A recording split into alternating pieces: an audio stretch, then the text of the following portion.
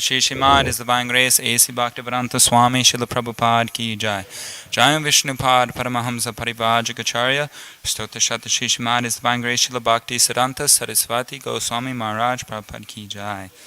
Anantakoti Vaishnav Vrinda Ki Jai. Grantaraj Srimad Bhagavatam Ki Jai. Sankirtan Yagya Ki Jai. Gaura Premanandi.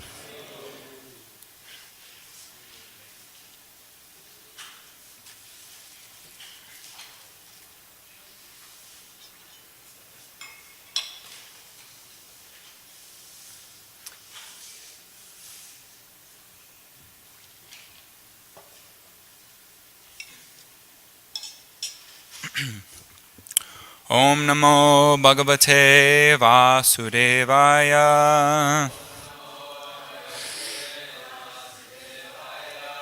Om Namo Bhagavate Vasudevaya.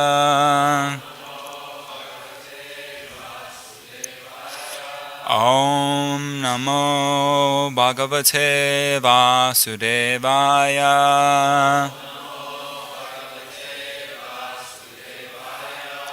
Reading from Srimad Bhagavatam, 1st Canto, Chapter 13, Text 22. Andaha Poraiva Vadiro Manda Pragyash Cha Sampratam Vishrinam Danto Mandagnihi Saragaha Kapan Udvahan Anda Paraivo Vadiro Manda Pragyasha Sampratam Vishirna Danto Mandagni Saraga Kapam Advahan Anda Paraiva Vadiro Manda Pragyascha Sampratam Vishirna Danto Mandagni Saragakapam Udvahan. Please chant.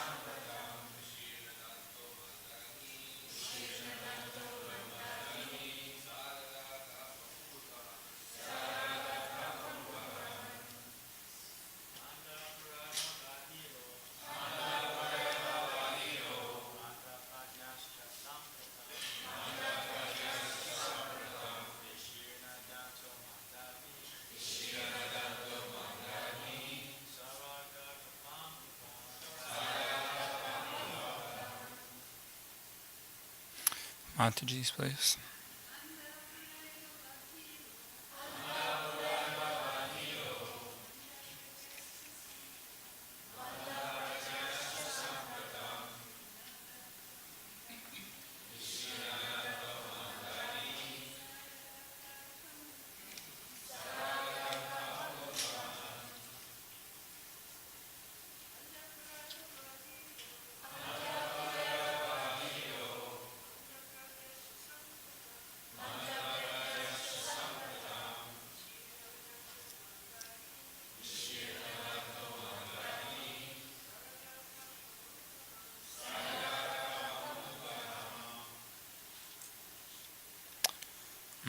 Andaha, blind. Pura, from the beginning. Eva, certainly. Vadiraha, hard of hearing. Manda pragyaha, memory shortened. Cha, and. Sampratam, recently. Vishirna, loosened. Dantaha, teeth. Manda agni, liver action decreased. Saragaha, with sound. Kapam, coughing much mucus. Udvahan, coming out. Translation and purport by His Divine Grace A.C. Bhaktivedanta Swami Srila Prabhupada. You have been blind from your very birth, and recently you have become hard of hearing. Your memory is shortened, and your intelligence is disturbed. Your teeth are loose, your liver is defective, and you are coughing up mucus. Purport. The symptoms of old age which had already developed in Dhritarashtra were all one after another pointed out to him as warning that death was nearing very quickly, and still he was foolishly carefree about his future. The signs pointed out by Vidura in the body of Dhritarashtra were signs of apakshaya, or dwindling of the material body before the last stroke of death. The body is born, it develops, stays, creates other bodies, dwindles, and then vanishes. But foolish men want to make a permanent settlement of the perishable body and think that their estate, children, society, country, etc. will give them protection.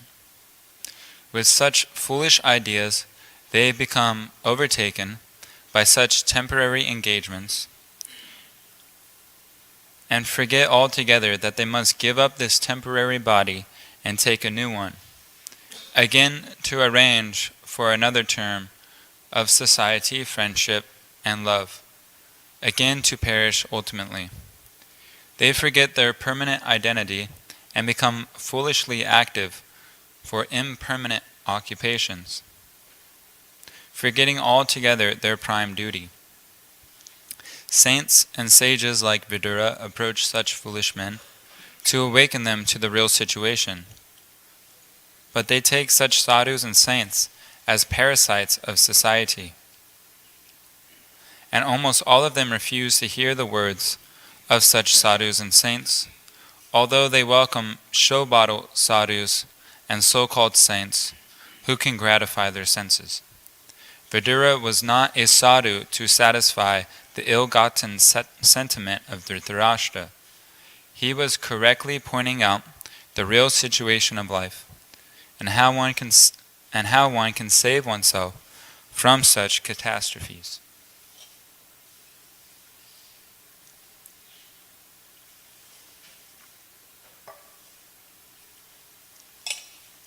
Anda praiva vadiro manda pragyascha sampratam vishirna danto mandagni saraga kapam udvahan. You have been blind from your very birth, and recently you have become hard of hearing. Your memory is shortened, and your intelligence is disturbed. Your teeth are loose, your liver is defective, and you are coughing up mucus. So this is Vidura talking to his brother Dhritarashtra, and although coming from the same family, have two completely different mentalities. Vidura is a pure devotee, he's a great saint, and Dhritarashtra was not only blind physically, but it describes in Bhagavad Gita he was blind spiritually. And in the previous verses, and as well as this verse, Vidura is trying to enlighten him, giving him knowledge of the real situation of material life, that the time factor, kala, is crushing everyone to pieces. And in the 13th chapter, second 13th text of the second chapter of Bhagavad Gita, Krishna refers to death. He calls jara, which means old age, and in the Bhagavatam it describes that jara, I think it describes as the sister of death. That although people don't want to approach old age, still she's always lingering, trying to take advantage of everyone. And ultimately this is the situation of all species of life. And in every species of life we're trying to enjoy family, society, friendship, external love. And here in the purport, Prabhupada is saying that once this temporary body is given up, we again have to take another body to try to enjoy another term of society, friendship, and love, and again perish ultimately. So not only is this verse for those who are approaching jara or old age, but Prabhupada said that old age means that you're about to die. And he says, so can anybody say that you are old, that I am older than you? He was telling this to his disciples. Can anybody say that I will die before you? Although I might be 70 years old, you might be 20 years old, but any moment Krishna is arranging life for the devotee in such a way that we should remember constantly that that death is right around the corner. And he does this through his pure devotees, like Vidura, through his Srimad Bhagavatam text, Bhagavad Gita, him personally. It's a constant theme in our philosophy to always understand that every moment we can die. So we have to take life at every moment seriously and become Krishna conscious right now, not wait that, in the future when I'm old, when I'm quote unquote older, then I'll become serious in my practice. But even young people like myself, for example, I recently had a collapsed lung. My lung collapsed, and I was in the hospital for about a week with tubes in my body and everything. And when that happened, I had maybe a partial realization of this, that wow, I could leave my body right now. So I was intensely trying to remember Krishna, and by Krishna's mercy, he was allowing me to remember him. I couldn't chant at the time because there were tubes in my lung and I didn't have any oxygen. So just performing like Manasa Seva, trying to remember Krishna's form and his holy names. So I took that as mercy. Krishna was giving me a small partial realization. And while I was in the hospital, I had these like 10 different nurses. Every day I had like 3 different nurses. So I was in there for like 5 or 6 days. So I realized that these people, they're trying to be good people. They have temporary good qualities. They are trying to be pious, although they might not have full knowledge. A lot of these people, they get these jobs because they want to help people. Of course, they're trying to make money to make a living, but they also have somewhat of a good heart, but they don't have knowledge. And unfortunately, even with people with good intentions that don't have transcendental knowledge, then they're just stuck in the repetition of birth and death. So Vidura and the pure devotees are trying to awaken human society because there's so many innocent people out there that are open to hearing suggestions. People are being batted down by Maya left and right. Relatives die and so many things happen. They lose money. It's just unlimited things can happen in this material world. So people are looking for a positive alternative. They're looking for an alternative way of thinking, an alternative way of living. And Prabhupada so much, he criticizes these bogus sadhus and saints, like in this purport, these show bottle sadhus and saints. Because when people with an open heart that are looking for a positive alternative are seeking for something spiritual and they hear someone speaking nonsense, they can fall for it. Because they don't have knowledge, they'll fall for these false sadhus, and no benefit will be done in their life. They'll just continue in their repetition of birth and death. That's why Prabhupada was so strong in his preaching, and that's why we should also be strong in the sense that we shouldn't compromise, give people the real deal, the real knowledge to help them go back home, back to Godhead. And my spiritual teacher, he describes that a perfect doctor will administer the patient medicine in such a way that that person will ultimately heal. So everybody is on a different level, everybody has a different capacity to take that medicine, so that the intelligent doctor will give just the right amount of medicine so that person becomes more and more immune to the medicine until he can finally take the full dose. So that in that way we should use our intelligence how to preach to people, how to give them the pure philosophy without compromising.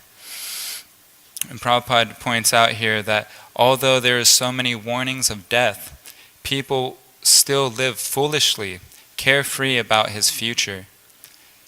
In this modern society, it's in the Rajavidya book, Prabhupada describes how this society is run by demons. He calls them rakshasas, man-eating demons who are prepared to kill their own sons for their own sense gratification. So that's who we're up against.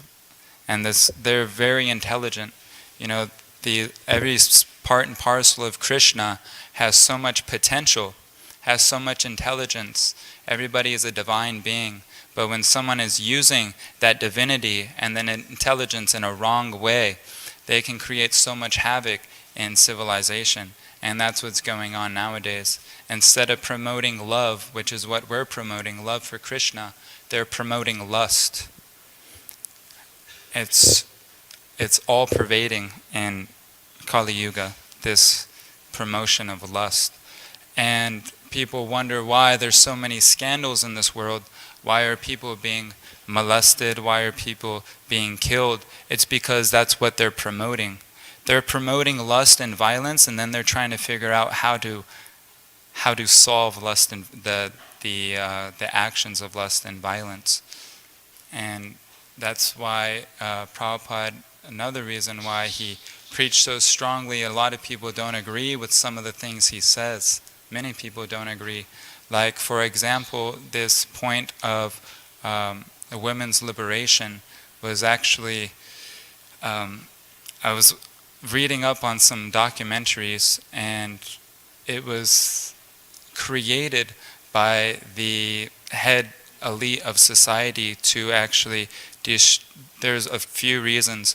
First of all, it actually destroys family tradition, because you give this false sense of independence to, it's a lot of, this is how I understand it, is every part of the body has a specific function to make the whole body live successfully.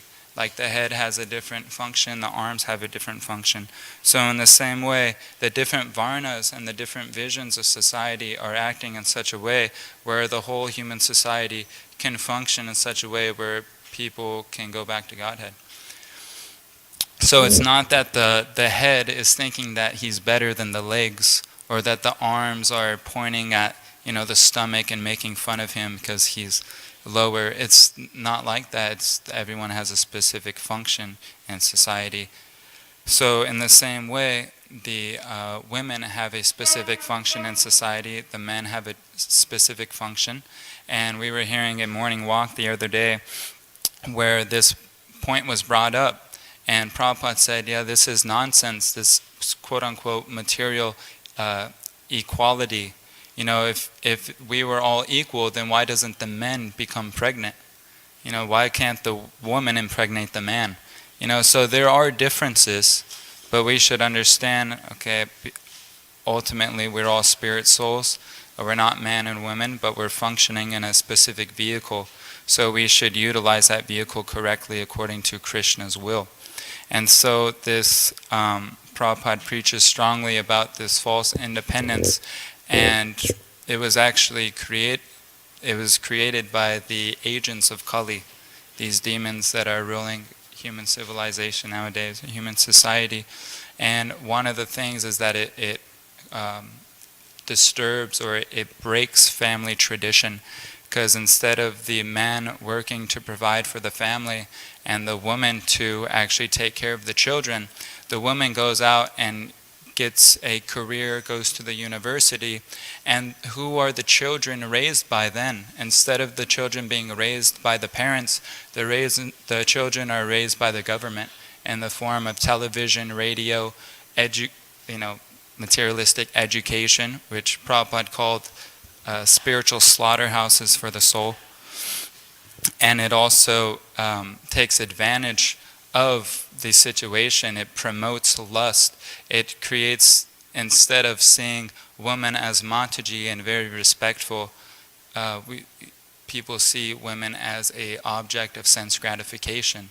And because of, right when Prabhupada describes here that the body is born, it develops, it stays, creates other bodies, dwindles, and then vanishes. So right when the body is born, Prabhupada or Krishna says in the Bhagavad Gita that everyone in this world is born into delusion, conquered or directed by anger and hate, lust and greed. And so right when the body is born, we're born into a uncongenial situation. It's right when we're born, we're trapped. We identify ourselves with our family, with the state that we're born into. Then we are stuck inside an educational system that does nothing good for us. I remember Shastrakit says when he was distributing books, he was asking someone about their schooling, and he said, "Yeah, I paid $30,000 in tuition, but I learned more from this $5 book. I went to school for 4 years and just wasted my money and wasted my time." And so from the very time that we are being raised, the children have such a fertile brain. Whatever they take in childhood will stay with them for the rest of their lives. And what are they hearing in childhood? Atheistic science, atheistic philosophy in school, video games that promote shooting and wars, songs and movies that promote violence and illicit sex. So by the time they're 10 years old, they're completely conditioned to think in the terms of how the agents of Kali want them to think.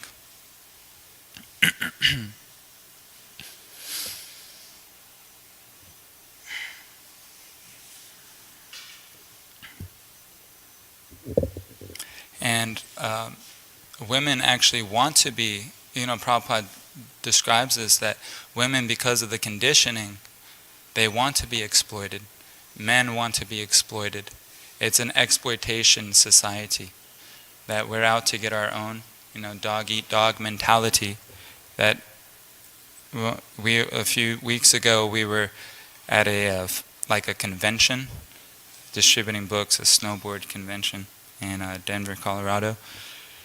And we were just about to leave. I was pulling out of the parking lot, and this guy, he was really cool. I gave him books, and he was like, "Hey, can I come around and get your spot?" Because there was hardly any spots. And then this guy with the truck came up, and he's like, "Hey man, can you move already? I'm gonna go in your spot." And I was like, "Well, this guy already asked politely," and he's like, "I don't give a F about him. I'm doing my own thing. I'm already here. Just get out of the way." So that's like the mentality of the people. If there wasn't law and order in the form of like police enforcement, who knows what the society would be like? It would just be like a pack of wolves going crazy and trying to just survive. And so society is turned upside down at the present moment, and so many false and bogus philosophies. But if we keep on distributing the Sankirtan movement and increase more and more, increase more devotees that increase the Sankirtan movement also, then people will come to realize that we are the only ones with knowledge, that everybody else has bogus philosophies. And, this living in material civil society and trying to engage in devotional service is only congenial when you're engaging in the Sankirtan mission. What's the point of living in a society full of cats and dogs and working with them? Getting a job where your boss is basically like a cat or a dog, and just making money and then trying to finish your 16 rounds. Where's your sadhana? You're waking up late, you go to a materialistic job for a materialistic boss, you get home, you eat, and you go to sleep. You're basically living a material life and just trying to add a little bit of Krishna to it. But Prabhupada has given us a mission. If we're engaged in doing that, might as well take advantage of what Prabhupada has given us, trying to help out farm communities or living in a holy dham where the spiritual atmosphere is very saturated. But the only reason why we're living in the city is for giving Krishna to others. We have nothing to do with this society. It's completely twisted upside down. So this is what Prabhupada has given us. This is what Vidura is giving to Dhritarashtra. He's saying that you've engaged in sense gratification your whole life. You've been blinded by greed, trying to enjoy your senses, attached to your family, to your sons, wanting them to be the head of society even though they were unjust and unsaintly. But still, because of your attachment, you've been blinded and you don't know the meaning to life. And so the Sankirtan devotees, Vidura is a Sankirtan devotee. He is distributing books in the form of his philosophy given to Dhritarashtra. The Sankirtan devotees go out and they awaken people to this goal of life.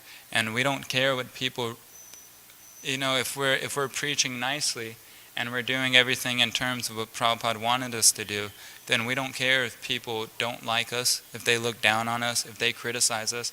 We're not going to compromise. We're going to give the teaching straight up. And that's what the book distribution is. We're going out and we're giving people a weapon, a shastra. Shastra means weapon. Shastra also means scripture.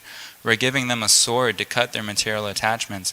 And it's up to them whether they take advantage of it or not. But that's none of our business. Our business is just to give the teachings purely, and everybody will reciprocate with Krishna according to the way they want to reciprocate with Krishna.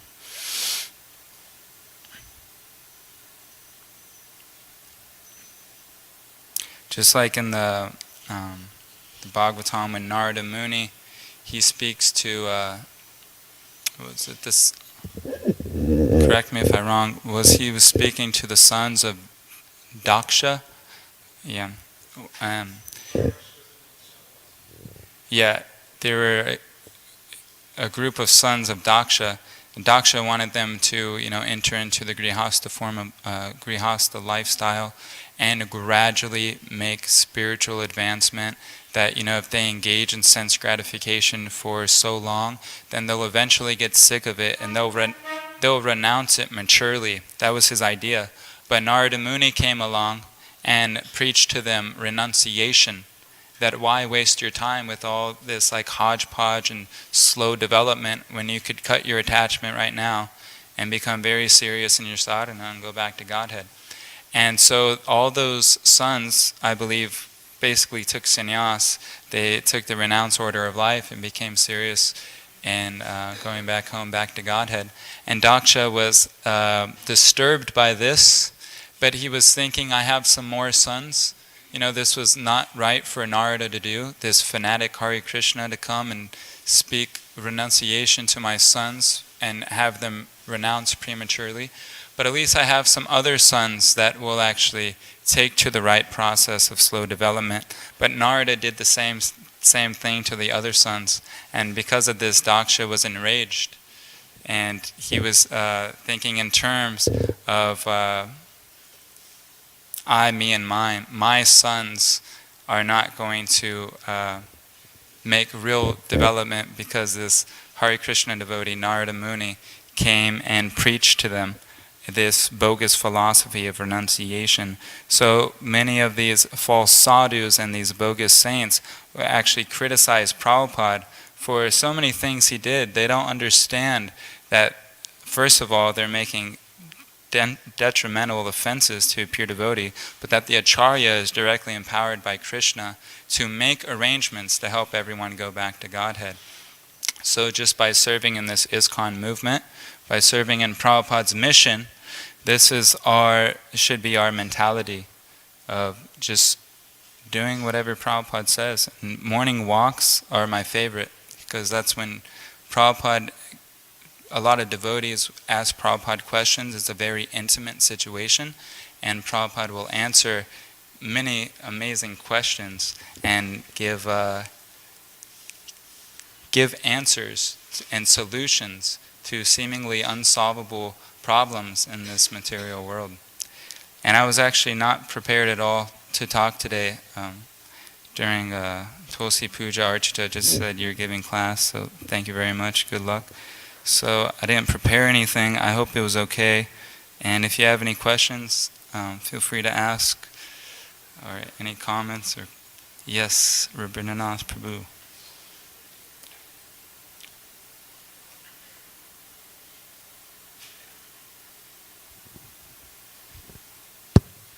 Yeah, you were saying in your class that how, like devotees that have ordinary jobs in the city, it's better that they either do service at the temple, or go on a farm community, Krishna conscious farm community.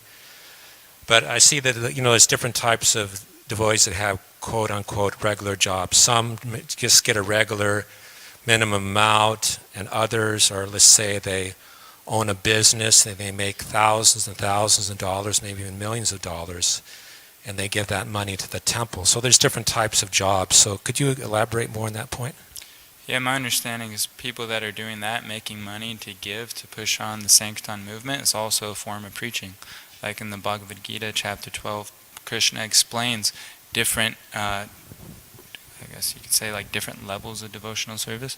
He says, just engage your mind in always thinking of me, be constantly absorbed in me. But if you can't do that, engage in sadhana bhakti, and gradually you'll develop that desire to attain me. If you can't do that, then work for me. If you can't do that, then renounce the fruits of your action. If you can't do that, then develop jnana and meditate and things like that. So he gives different levels, because everybody has a different psychological makeup, different nature. So Krishna is giving a wide variety of services people can engage in. So once someone might not be on the level of fully engaging in sadhana bhakti, then that's okay. Then engage in some sort of devotional service, even if you do have to work a materialistic job in society. But Prabhupada has given us the instruction that with the Lakshmi that you make, and Krishna also said in the 12th chapter, then give it to the propagation of the Krishna consciousness movement. So that's also a form of preaching. But if someone's working a materialistic job and not giving any money to propagating the Sankirtan movement, then I don't know how much advancement he's making. I don't know how effective that's going to be. Yes, Archita Prabhu. Hare Krishna, thank you for accepting the request to give class. We don't see you very often, so I wanted to make sure we heard from you. And I think we benefited from that experience. On this question, because many times grihastas approach me and ask me about their situation, working outside of the movement. So the formula that I heard from Prabhupada and that I tell them to apply to their lives is, if you don't have time to hear and chant nicely and engage in some practical service to the Krishna consciousness movement, then you're working too hard. And so you're allowed to work. We don't have varnashram in place where you can have a definite job as a brahmana or a kshatriya or a vaishya or a shudra. So we're living in a cash economy, so most of us at some point in life have to work in that cash economy. But it's the consciousness with which you do it that makes a difference. Prabhupada once told one man, because he was saying, Prabhupada, I work in a factory. Prabhupada said, if you work in a factory but you're thinking of Krishna, then you're not working in a factory, you're working in Vaikuntha. So it depends on your mentality and what you do with the fruit of that labor. Like Brahmananda wanted to quit his job, and Prabhupada said, no, I need that money, keep working. So it depends on your mentality and how you're applying the fruit of your labor. So we don't condemn working. Prabhupada worked, he had a business. Srila Bhakti Vinod Thakur was a magistrate. They set the example that in this day and age you can work, but it's the mentality in which you work that makes a difference. Bhaktivinoda Thakur also engaged in spreading the Sankirtan movement like anything. He was the pioneer. Jai, any more questions? I think he raised his hand first. Radha Krishna Prabhu. Yeah. Hari Bol Prabhu, thank you so much and good to have your association back. Thank you so much. So Prabhu, men, as we all know, have different propensities, and that's why they're categorized into 4 varnas. And the same is true for women, right? We cannot categorize all women to say that they need to take care of their kids. They have different propensities. Some are have managerial propensities, some have artistic propensities. So when there is a mismatch between husband and wife in terms of their propensities, the lady in her supporting role to her husband is not fulfilled, is not developed the way that she wants to. So when Srila Prabhupada makes that distinction that ladies have a supporting role for her husband, he doesn't make that emphasis that in the first place they need to have similar varnas in order to get together, and then the lady would have a supporting role. When this mismatch is there, and it designates the ladies into a supporting role, there is a conflict. How do you explain that? Why Srila Prabhupada does not emphasis on the first prelude of the supporting role of the ladies? Am I clear? Can you repeat the last sentence? So why, whenever that Srila Prabhupada makes that emphasis, and that's a lot of emphasis, that ladies should not work and they need to have a supporting role, why at the same time, or with the similar kind of emphasis, does not clarify that ladies in the first place should marry somebody in their own varna? Why doesn't Prabhupada stress that women should marry in their own varna, so that they would in their supporting role, they won't be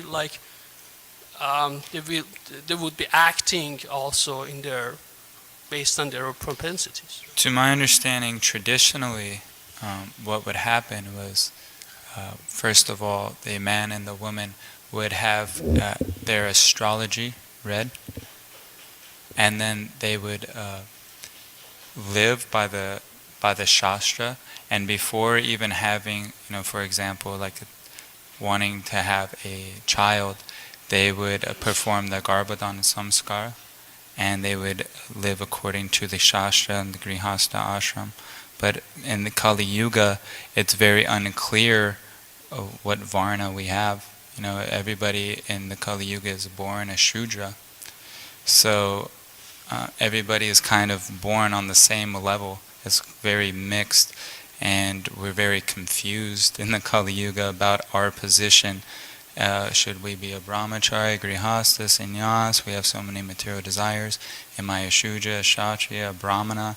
So Prabhupada has given us a process to try to become brahmanically qualified. And so we're training to become brahmanas. Now even someone who takes Brahman initiation isn't necessarily living with the qualities of a brahmana, but the spiritual master, because of the Kali Yuga, he's giving us a chance to rise to the platform of the Brahminical quality. And so that's my understanding why Prabhupada didn't stress so much about why women and men should try to match in their varna, because everyone's mixed up so much in this Kali Yuga. But the least we could do is live together as a man and woman married, and engage in devotional service, because we're engaging in Daivi Varnashram, which means that it doesn't whatever need is there for Krishna service, we'll do. For example, if someone's Brahmanically qualified, he might be doing activities of a Shudra or a Vaishya or a Kshatriya according to the need of the situation, time, place, and circumstance. So we're acting on the principles of Daivi Varnashram. So I don't know if that answers your question. Does that make sense a little bit? Everybody's mixed up or not sure of our Varna. Maybe Archita Prabhu has a better answer for that.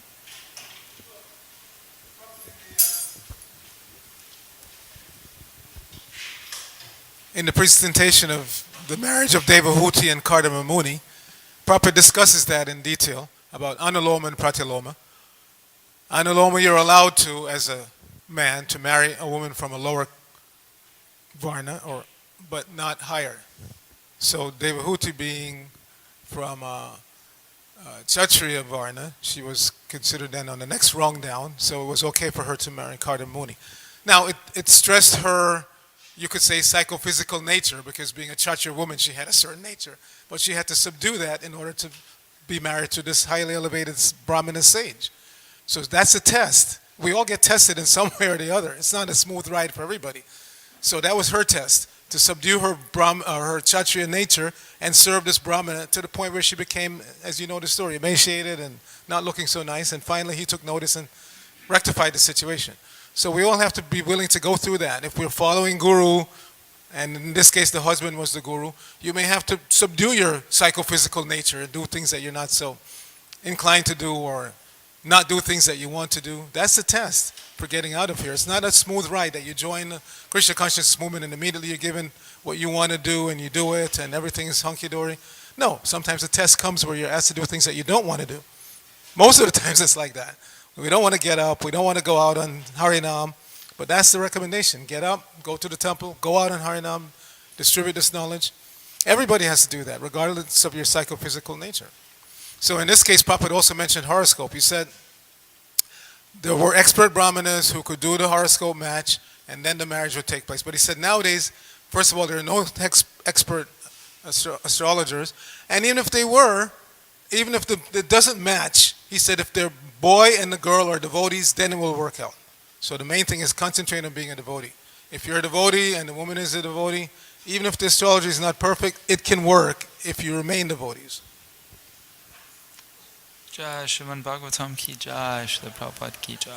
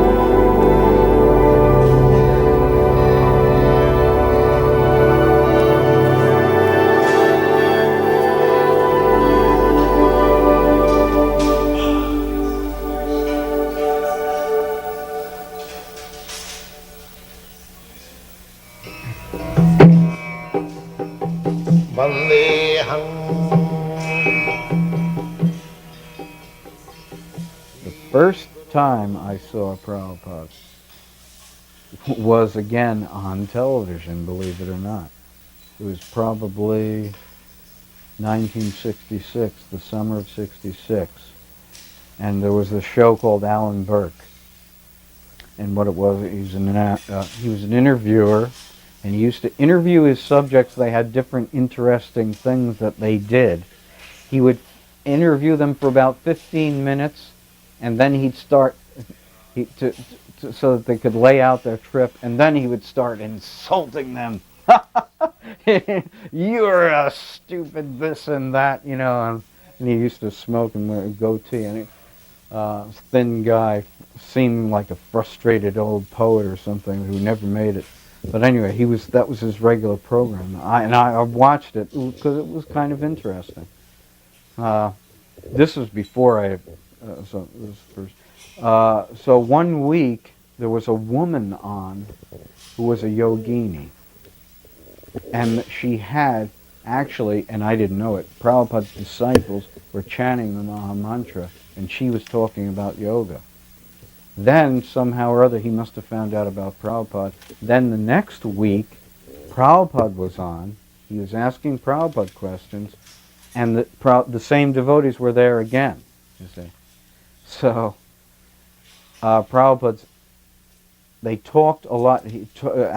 Alan Burke was talking about cosmic consciousness, and Prabhupada was talking about yoga. I had no idea this was about God, that this would have anything to do with religion or the laws of God or anything like that. Most of what Prabhupada said I could not understand. I was spaced out, hippie, et cetera, et cetera. We don't have to go into that. And his accent was even a little thicker then. I think he might have become clearer, or somehow I was able to understand it better later on. But so I could hardly understand anything he said, but there were two things. At one point, like I said, did I say this? Alan Burke, I noticed, the first thing I noticed was that Alan Burke did not light into Prabhupada and started insulting him like the usual guests. That was one thing I noted. But he did have this criticism. He said, well, if this movement is spiritual, but I see that you came here in a car, so how is that spiritual, right?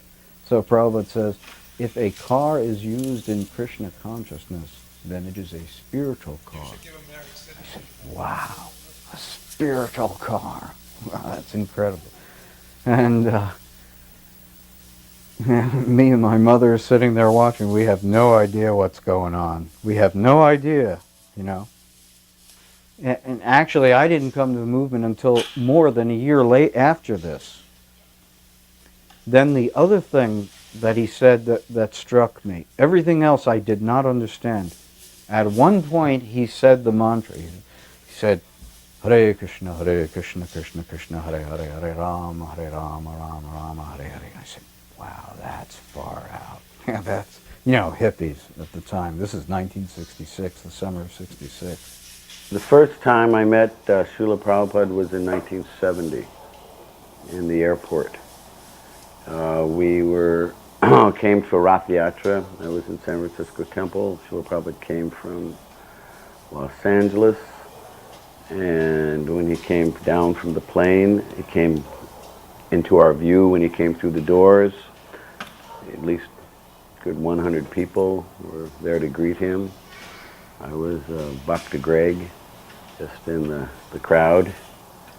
And I saw him, everyone bowed. It was like seeing the sun come out. Such a thing you never saw. And then he came walking, and Vishnu Jan Prabhu was there, and he was playing the drum and singing. So he bowed like that, and Prabhu would pat him on the back as he walked by. And then he came into the crowd. People were moving because he wasn't going in the direction where he was being led. He walked off into the crowd, and then he came directly to me. Yes. And then he put his arms around me and he hugged me. Yes. I never met him, but when we looked at each other, we knew each other. This wasn't the first meeting, and everyone was asking me, do you know him, do you know him? And I said, no, I don't remember. I'm a new devotee. Only 4 months in the temple.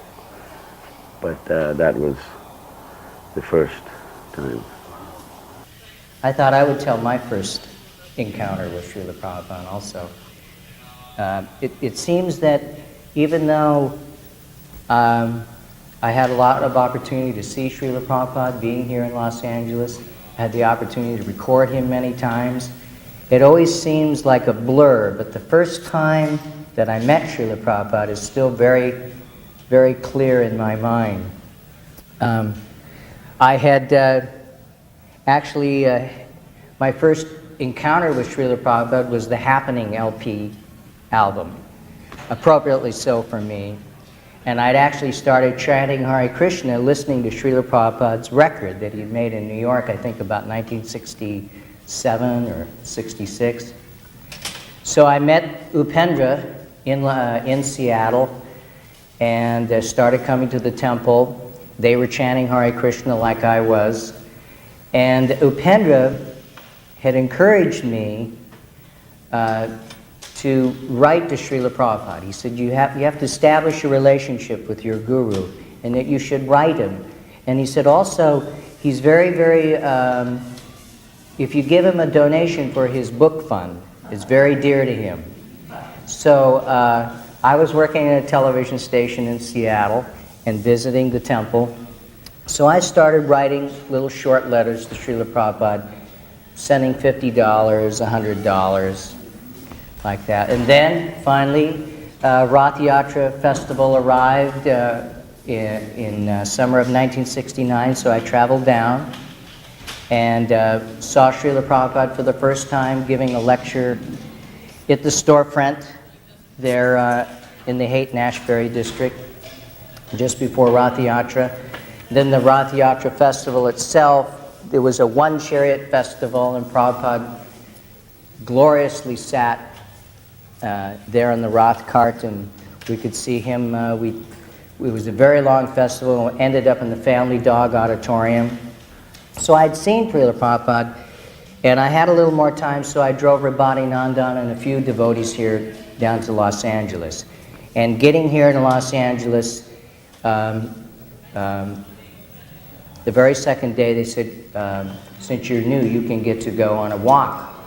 At that time, most everybody had lots of associations, so the new bhaktas, like myself, Bhakta Karl, who had a shaved head I've had a shaved head for about 7 days. I could barely tie my dhoti without it falling off, and I was now going to go on a walk with Srila Prabhupada. I was now about to meet him face to face, and I was petrified, literally horrified, petrified.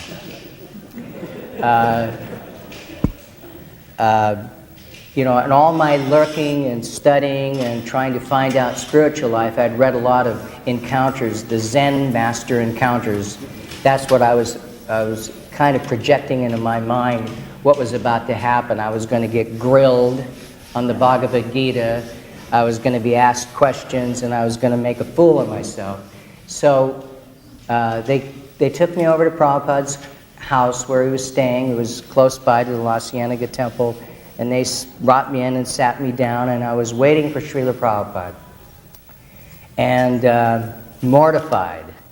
And then he came in, and he sat down, and his servant said, "Oh, this is Bhakta Karl. He's the devotee from Seattle who's been giving you the donations to your book fund."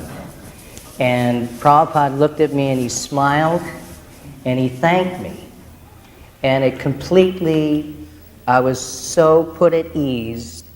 I felt, I am truly in front of a real spiritual master who's so humble. He has no false ego. He's so full of love with Krishna that he's thanking a mere mortal person like me for giving a few dollars to his book fund. And I knew at that very moment that I was truly in the presence of a pure devotee, because he just dispelled whatever fear and projected ideas that I had. I immediately felt I was in the presence of a truly pure devotee.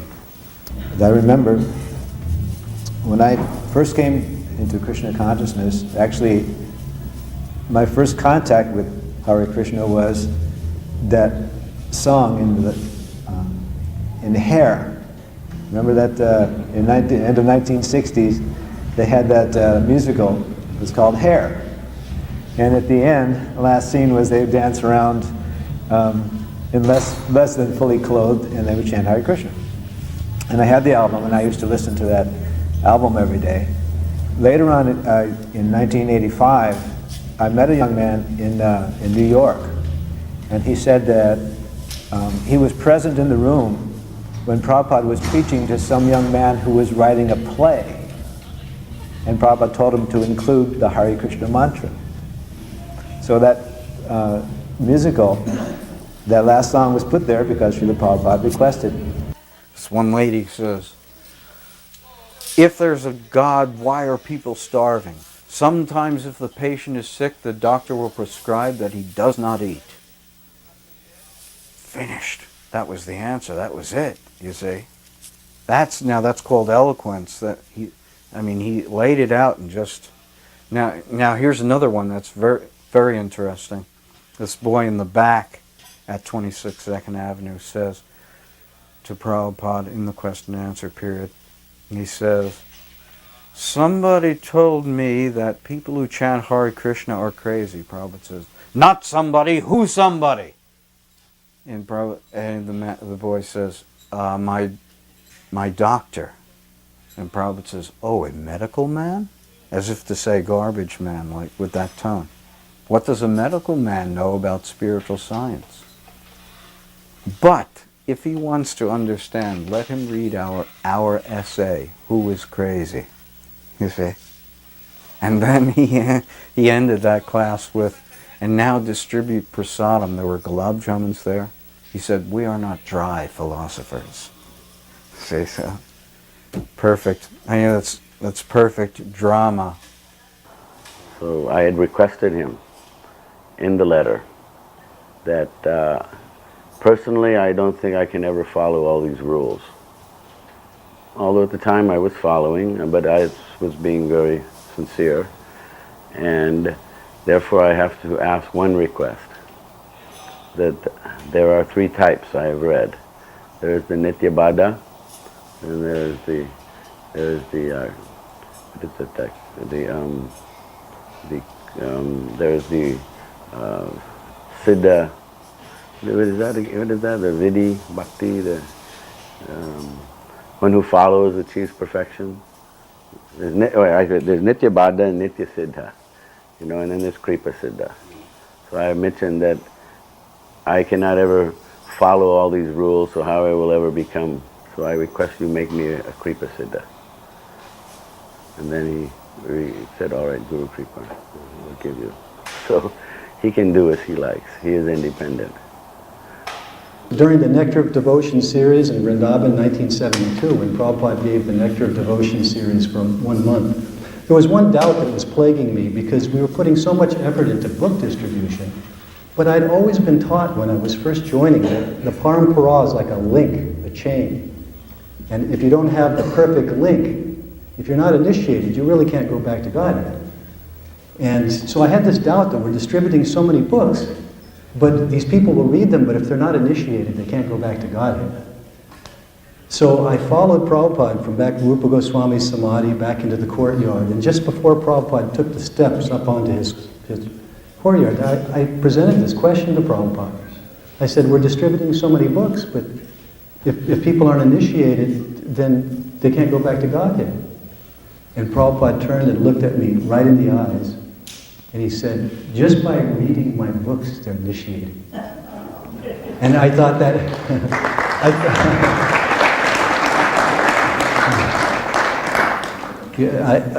another example of compassion, because I thought that was just an incredible example of compassion. So in Vrindavan, I remember the first time I ever saw in person Srila Prabhupada, he was speaking at the Radha Damodar temple in the courtyard. So you have, Rupa Goswami Samadhi on one side, Sanatana Goswami on the other side.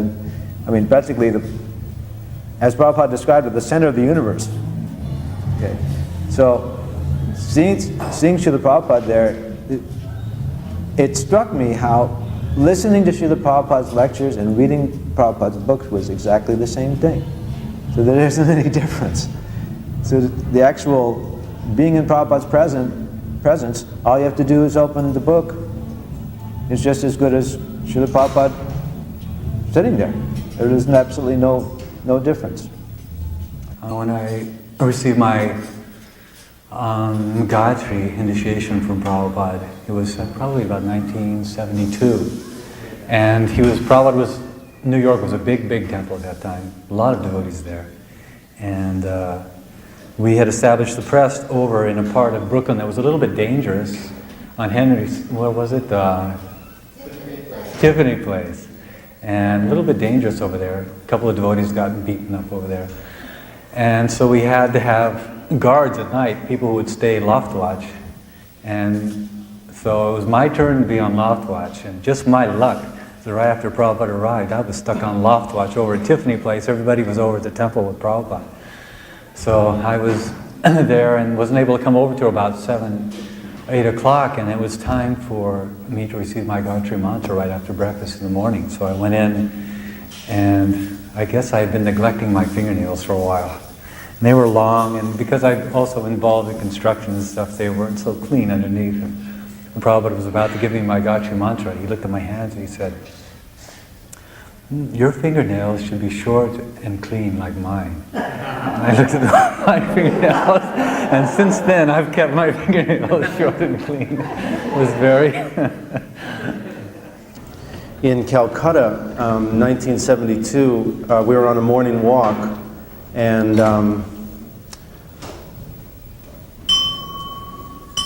Srila Prabhupada was walking, and there were a lot of brahmacharis, and some of the brahmacharis were complaining about the fact that at the temple at 3 Albert Road in Calcutta at that time, we were all living in that building.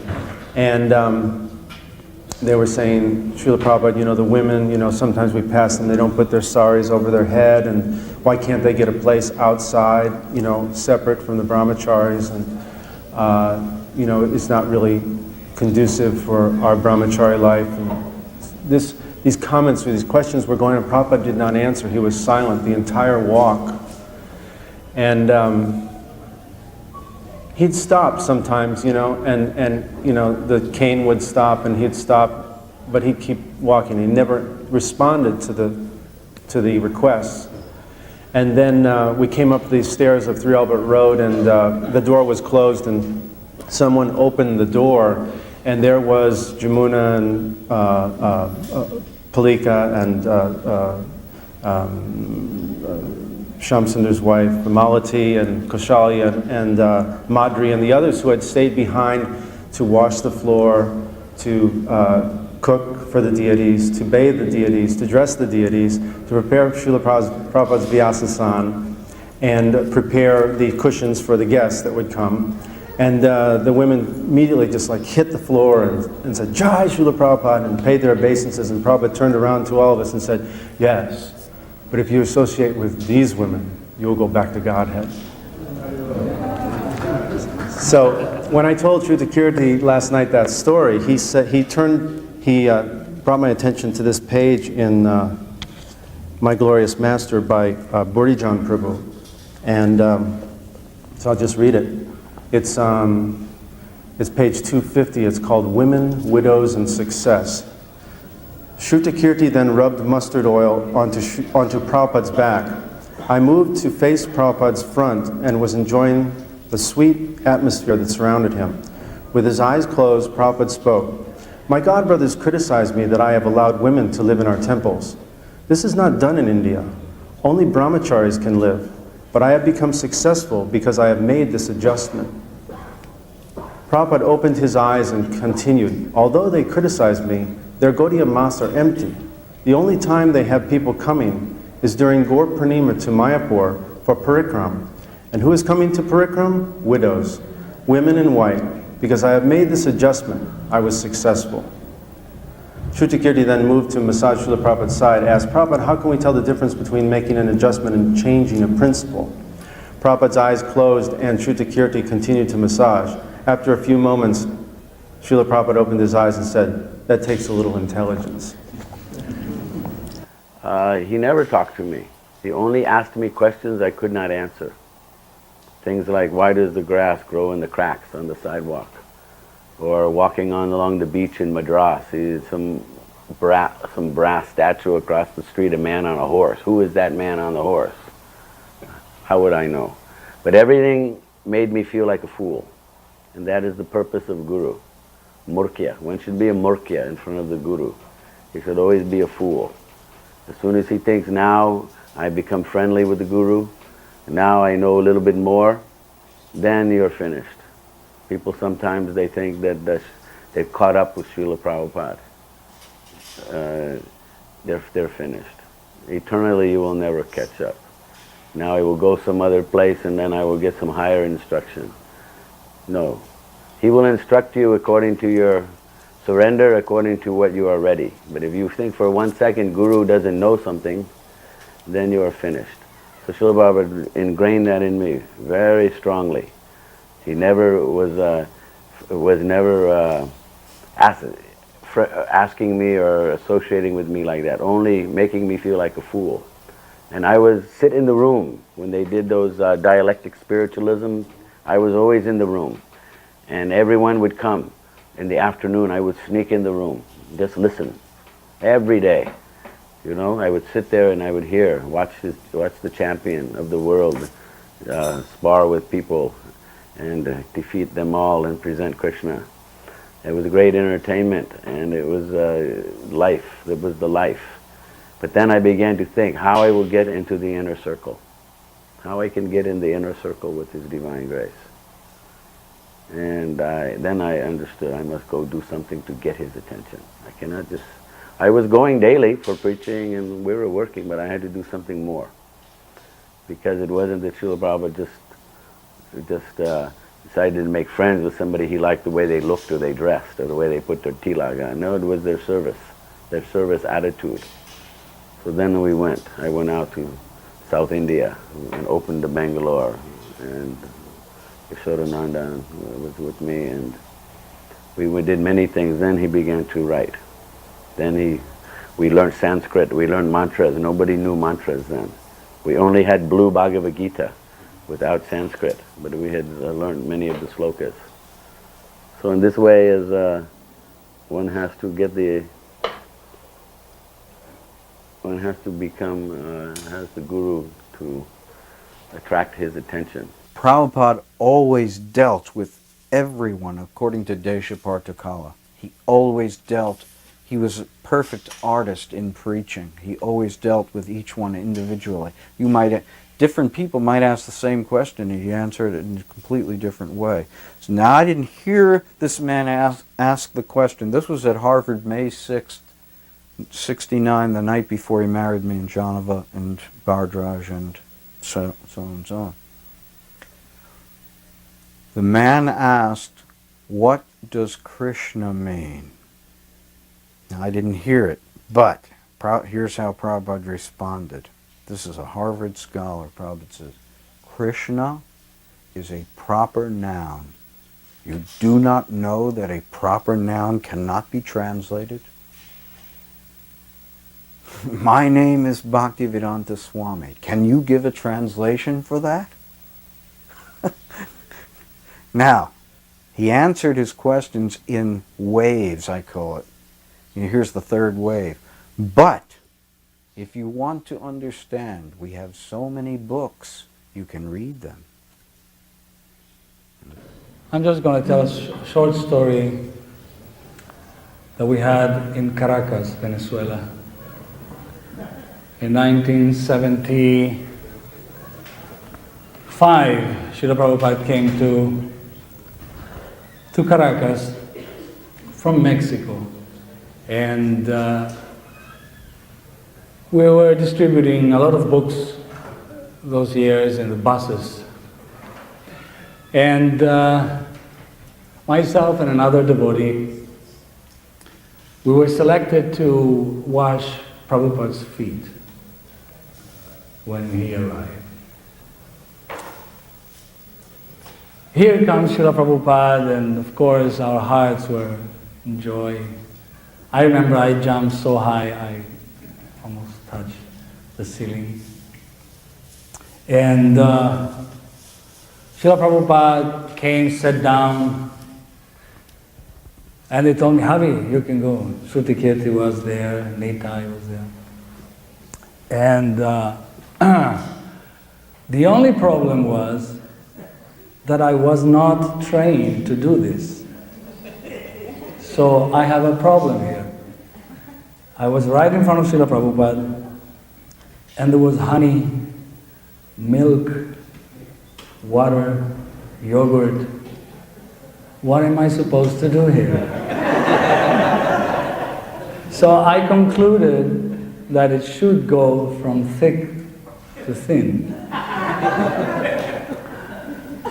Now, I've seen in our next generation of gurus how they wash, the disciples, how they wash feet. They just pour a little, like that, very simple, no? I didn't do that. I poured some honey on the right foot. Of course, first of all, while they were chanting Sri Guru Charana Padama, I was very nervous. In fact, I'm very nervous now. Because I was initiated here in 1973, so I'm very indebted to New Dwarka and Dwarka. So he had his socks, and I had to take his socks. And of course, I wasn't going to say, Prabhupada, I just waited for him to spread his legs, and he did. So I took his socks off, and I started to touch his feet, which was extremely warm. And I understand that the principle behind washing Prabhupada's feet was that old sage is coming from one town to another, walking distance, and you wash with nice elements his feet to, how you say that? To refresh. Yes. So here I go, and I start with the honey, and then I put the yogurt, and then I put the milk, and I start to take his feet, and I start to massage his feet. And I go with my fingers up and down in between his toes. And I can hear behind me devotees going, Hari, what are you doing?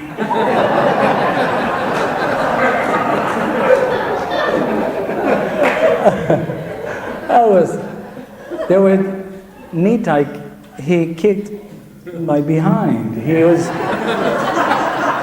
He actually was telling me that I was doing something wrong. And, we were at that age and that mentality, whatever, somebody who is 2 months older than you, it must be true. So I stopped, and I very slowly lift my head towards Prabhupada. And when I looked at him, he went,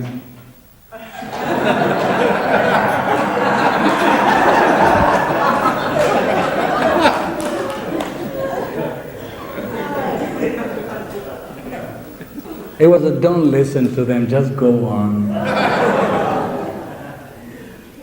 And I went on with enthusiasm. Now, the second foot came, right? And according to the plan, Tamoha was supposed to wash it. So I called him. So Prabhupada said, no, you. I remember I committed some childish behavior because I lifted Prabhupada's feet I was showing off like I'm doing now. And he had to put his hands in the back like that. I still remember that. And now, while that was coming on, I washed his 2 feet. Then, of course, I have a big bowl with all these elements. Yogurt, honey, milk, ghee. It was such a wonder. It's a lot. So what was I going to do with this? Then let me just spread it, and I started to spread it. while they were chanting, Taigavara Hariva, and I went, go.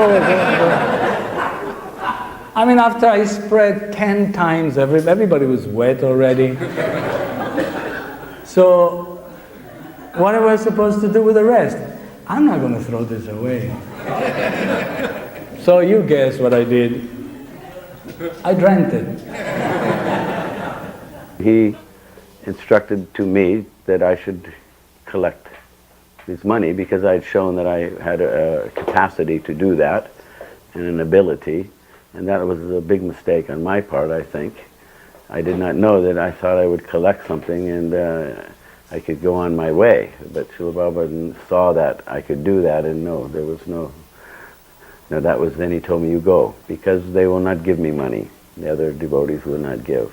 The leaders, he had the projects, and he used to tell us, if I had 18 good men, I could take over the world. But people weren't surrendered. They did not fully surrendered to whatever he would say. Once he said there was two types of devotees, those that come to me and ask me, I want to serve Krishna this way. So Srila Prabhupada, yes, you do like that. And then the second one, the first class one, that one's second class. First class is, I am a fool, I don't know anything, tell me. And Guru knows. They doubted that he knew. No, they doubt what Prabhupada knew. He knew how to do everything. He is super soul. Yasya Devi Parabhaktir Yata Devi Tata Guru. This is our teaching. Yasya Devi. One who has this unflinching faith in God and in Guru. In God we trust, but more we trust in Guru.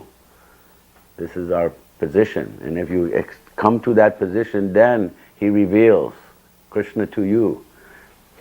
Only you must be sincere and make effort. So Srila Prabhupada, he's ordered me, you do. So I argued with him daily in Vrindavan. Nicely, I objected. So Prabhupada, they won't help. The temple presidents don't want me to come in America. They come around their temples, they shun us. The brahmacharis all want to go with us because we're fired up, and it's natural to travel and see the world instead of sit in one place. And the temple presidents don't want the sannyasis coming, and we're living in the van. Like this time I told him when we collected a lot of money. So Prabhupada said, yes, that was such good, you should go do it again. I said, Srila Prabhupada, we are collecting this money 18 hours a day we're working. Srila Prabhupada, 18 hours a day. Our process is 24 hours. So there's no question of getting around it. But this is in that, finally he told me, Anasrita karma phalam karyam karotiya. It's a sannyasi, 6th chapter, Bhagavad Gita, verse 1. A sannyas is he who works as he's obligated, and he's not attached to the result. So actually Vaishnava sannyasi is different, because a Vaishnava generally takes sannyas out of bhava, or love for Krishna. There's nothing to renounce. We already know it is all illusion, it is all the Lord's play. So what we are renouncing? We are only renouncing our illusion. So what is sannyas? But out of ecstasy it is taken for service.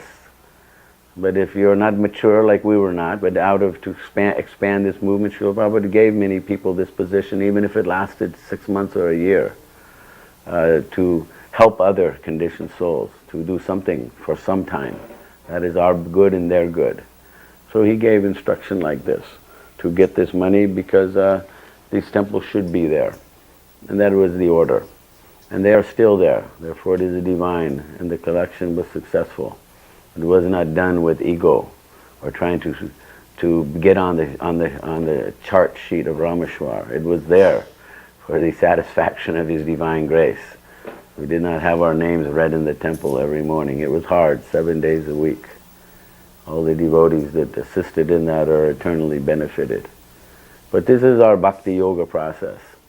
That Guru is everything. As you get more into this science of bhakti, which Srila Prabhupada came to give, he did not come here to make a personality cult. He came to teach the science of how to see God. Not that he will see and we will not see. You know how he used to say? People, you say, are you seeing Krishna? So Prabhupada said, so if I am, what good is it doing you? Are you seeing? And I am eating and you are not eating, what good it is doing you watching me eating? So we have to eat. And he came to give us. And if we do not get it, we are the big loser. We are faithless. If our faith increases to such an extent, we will see Krishna immediately. So that is what he has given us. And as we go with this world is such a big place. But gradually it comes to the devotee that there's only, your vision is this. Only the lotus feet of the Guru is left. Prabhupada's feet is left. Nothing there.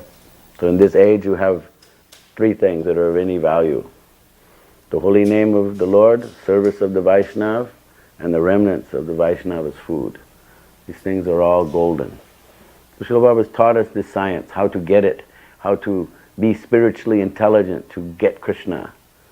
And that is what he is teaching, and that is what he showed us personally. You know, many people see many different things, but we see he's given that science for us. About 1974, 75, I made a record called Gopinath. Engaged a few devotees. We went to a recording studio. We made a recording of Gopinath.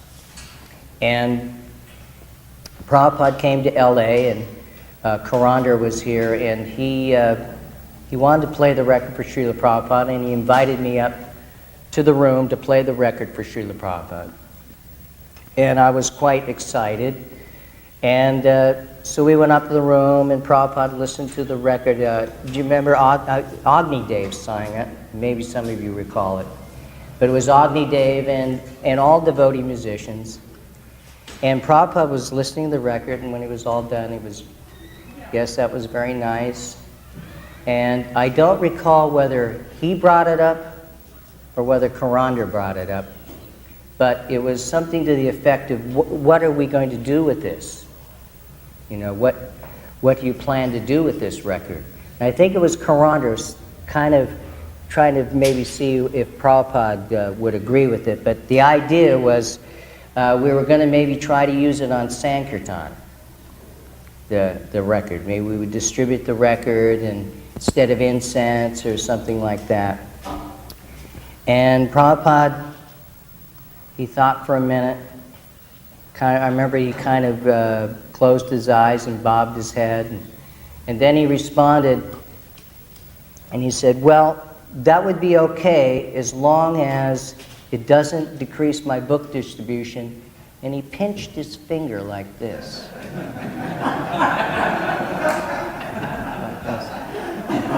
As long as it doesn't decrease my book distribution by this much. And now, I was sort of sitting off to the side, so I got it right away. But Karandar kind of went, what Prabhupada? What did you say? So he emphasized it again, twice. As long as it doesn't decrease my book distribution by even this much. So, yes, sure, yes, yes, Srila Prabhupada was the answer. And when we left the room, it was kind of an unspoken thing between Karandar and I.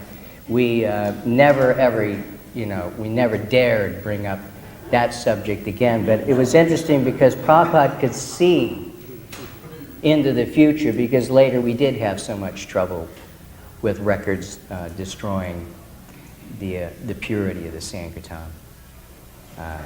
And because of our lack of purity. There was kind of a stupid newsman at the airport who interviewed Prabhupada. And he wore glasses, kind of skinny, and was definitely a certain character type. And he said, Swamiji, in your travels from one place to another... Whoops. Can I just hold it like this? In your travels from one place to another, what difficulties do you encounter? Prabhupada looks up at him and says, I have no difficulties. You have difficulties. The guy goes, oh, yeah, you're right. And then So they're walking. Prabhupada's walking through the airport. I remember, I was looking down on this scene. They're moving, Prabhupada's moving out of the airport, and they're on the escalator. And I'm looking down on the scene. So the newsman's now asking Prabhupada, well, if your movement is so important, how come you have so few followers? Prabhupada says, we have 4 rules. No illicit sex, no intoxication, no meat eating, no gambling. The man says, oh, I see. So, The Archbishop of the Anglican Church had come to see Prabhupada, and I was fortunate enough to be in that room. And Prabhupada literally opened up the whatever it is and allowed Vaikuntha to flow into that room. And the whole room was transformed into Vaikuntha. And he literally melted this Archbishop. And the next day there was a paper, you remember Madhudvisa? We have nothing to fear from the Hare Krishnas. That was in the headlines. Jonas Dombergs, he was very intellectual. He was going for his PhD at McGill University. But he told me, from the time that he was 13, he was looking for a man who could tell him about God. So one time, he was up in Dr. Mishra's ashram, upstate New York. And he was asking Dr. Mishra so many questions about God. And Dr. Mishra said, don't worry, just meditate. Now, I don't know if Prabhupada was there then, at that particular meeting, but he was there on the grounds. I don't know if he was at that meeting. Very likely that he was, and that he heard Janardhan, although I can't say for sure, asking Dr. Mishra, what about this about God, what about that about... Okay, so then the next day at breakfast, there's a big breakfast hall, and they're all sitting there, you know, all these uptown yoga,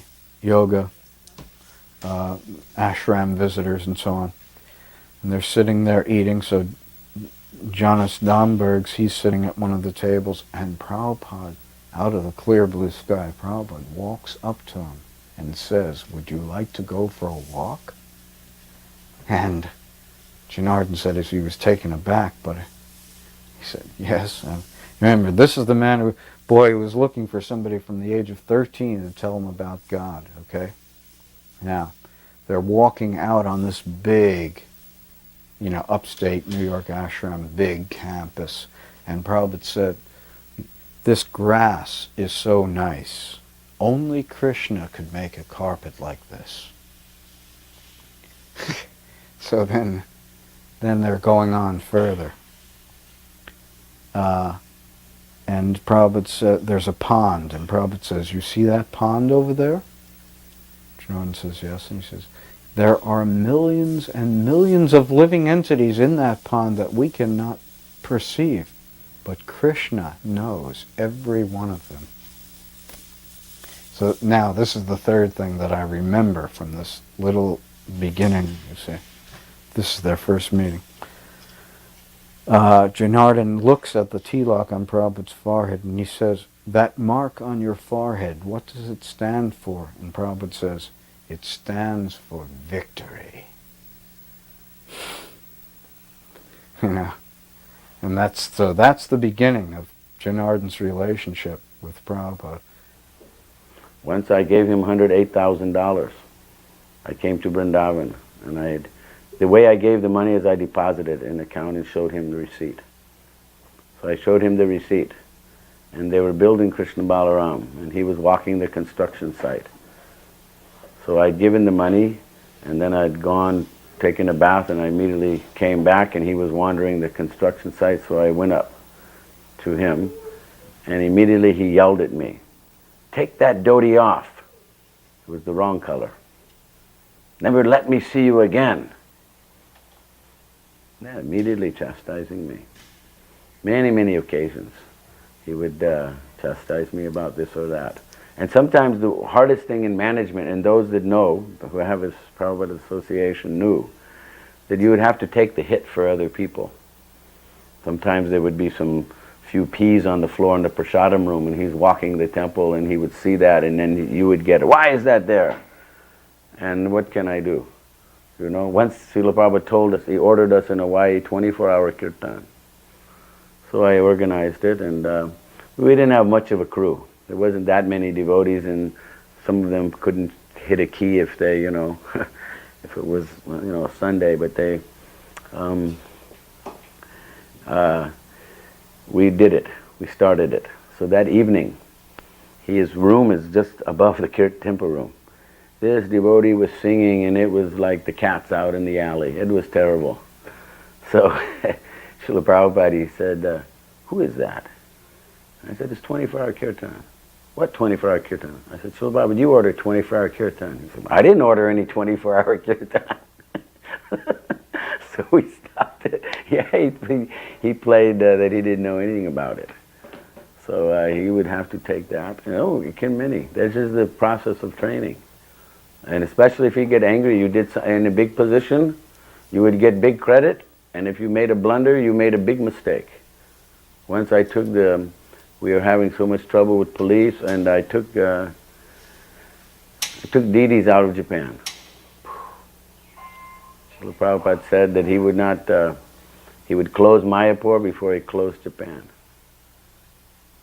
And he practically didn't talk to me for 3 months. There was like that really disturbed. I went and rectified the whole thing, but yes, he took many chastisements. That was his mercy. And he would chastise you for no reason. One time he came and they sent the servant, 12:30 in the night, to where I was sleeping in Hawaii. And they woke me and said, Srila Prabhupada wants to talk with you. So I went in there, sat down, 12:30, and he excused the servant. We were sitting alone. I said, yes, Srila Prabhupada. And personally, I thought I was doing good. I was sleeping 5 hours a day, getting up, serving, organizing, doing my job. So what are you doing? I said, I'm taking rest. Why? Because I'm tired. Why are you tired? I said, I'm sitting here translating books. I've only had 1.5 hours. That is enough. Why you cannot sit with me and translate? I said, you're a Paramahamsa. I'm a beginner. Why you're not a Paramahamsa? Then I became very frustrated, and then I began to get angry, Personally, why am I getting this? What did I do? Usually you need a reason to get yelled at. And so I said, and then I just said, I'm just a nonsense. He said, why are you a nonsense? And I was trapped. My face turned flush and blue practically. And then I saw that I was angry. And then I also saw what I will do now. I become angry at Prabhupada, what I can do. He's a person, you're a person. People thought it was so easy to be around His Divine Grace. I laugh, I scoff. Many people, they think, oh, Prabhupada, you get 5 feet from him, And then he got me in the corner. He had me like that, and then nothing to do. I left, I just start to cry. That's all. Just start to cry. I sat there. I was defeated. And then he hugged me, told me one story, and sent me to bed like a kid. He told me a story of Krishna, like from the Krishna book. He said, now go take rest. So this is his way to break you, to set the pattern for the future. And according to, if you could take it, what is your relationship? I can tell you many stories. Even one time I stood up we had to give some money to one devotee to go to Taiwan. And I didn't like that devotee because he would not cooperate. So I refused. No, Prabhupada, I won't give him any money. And Srila said, I will give him. And I said, Prabhupada, you're wasting your money on this man. And we were discussing. And finally I got so angry I stood up. And I said, I quit. I quit. I quit. Srila Prabhupada said, I will also quit. Now sit down. So then after everything cooled down, everybody laughed. Well, I'm sorry, I got all excited. And he said, that is good, you're enthusiastic. This is, So it was not like it is all a bowl of cherries, and to be around His Divine Grace was not easy. It was easy, but not easy, because you're dealing with an acharya, and he had to set standard. Although he was very grateful for what service you did, but you could not use that. In the beginning, he used to thank me and say how nice I was doing in the collections. But later on, I put the money, 100,000, 200, he never even said a word. Just put that aside. Not a thank you or anything. People want, you hear the women or something, if you're married or something, oh, you never say you love me, you never say, oh, to go there. You know, would you ever give me $200,000 a day or a month? I will say something nice, but this is service. And we took it as service. There was no expectation of it. We were waiting for the mercy. Because bhakti is shraddha. You know, this nishta must come. Without nishta, you cannot move. And it must be as solid as the rock of Gibraltar, as the Himalayan mountain. It must be there. And Krishna is testing.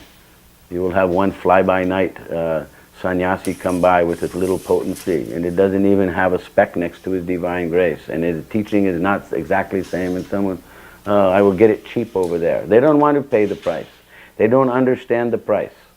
They don't have this rasa with his divine grace. It was maybe never there in a deep way. But those that have experienced that, even though you know, we have to get the teachings and act. But some people there, it is not easy thing. Not easy thing. To understand Guru Tattva is very difficult subject matter. Because practically when you understand Guru Tattva, Krishna is guaranteed. And then you will move. But people can be switched. Kanishnas can be switched from this Guru to that. They can be switched in their faith. It is not solid.